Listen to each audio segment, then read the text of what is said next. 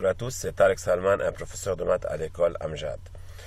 Dans ce vidéo sur l'introduction de la représentation d'un nombre complexe dans un repère autonormé, on a m d'affixe z où z égale 5 plus 2i. Alors, pour représenter ce point, c'est très facile.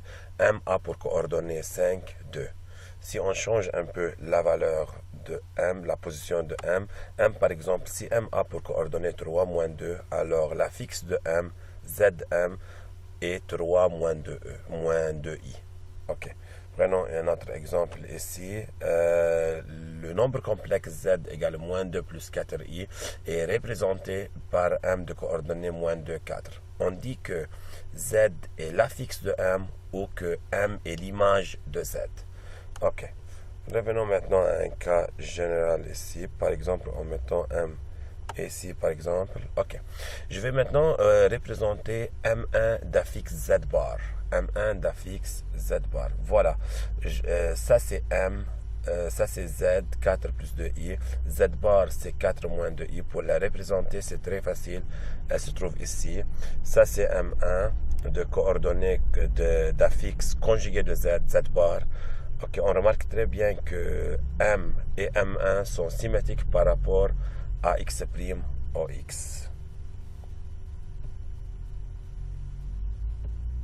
Voilà, si on change la position de m, on remarque très bien que m et m1 sont symétriques par rapport à x' au x. Ok, si on fait descendre m en bas, voilà. M1 toujours sont symétriques par rapport à x'.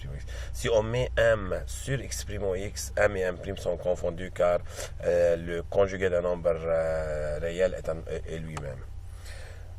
Maintenant, je vais représenter m2 d'affixe moins z. Si z c'est 4 plus 2i, moins z, ça sera moins 4 moins 2i. Moins 4 moins 2i. Voilà, on la représente. C'est m2 d'affixe moins z. On remarque très bien que m et m2 sont symétriques par rapport à l'origine.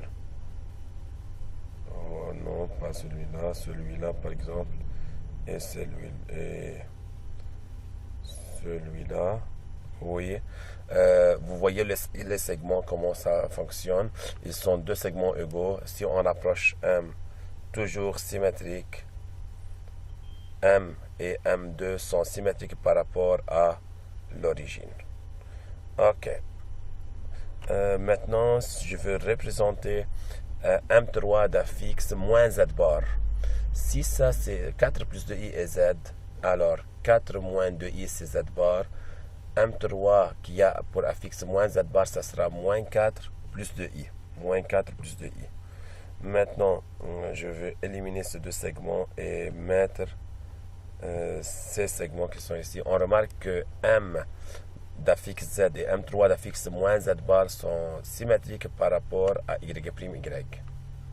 Symétriques par rapport à y'.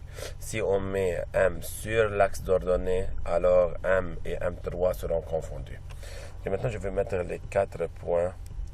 On remarque très bien que ces 4 points forment toujours un rectangle.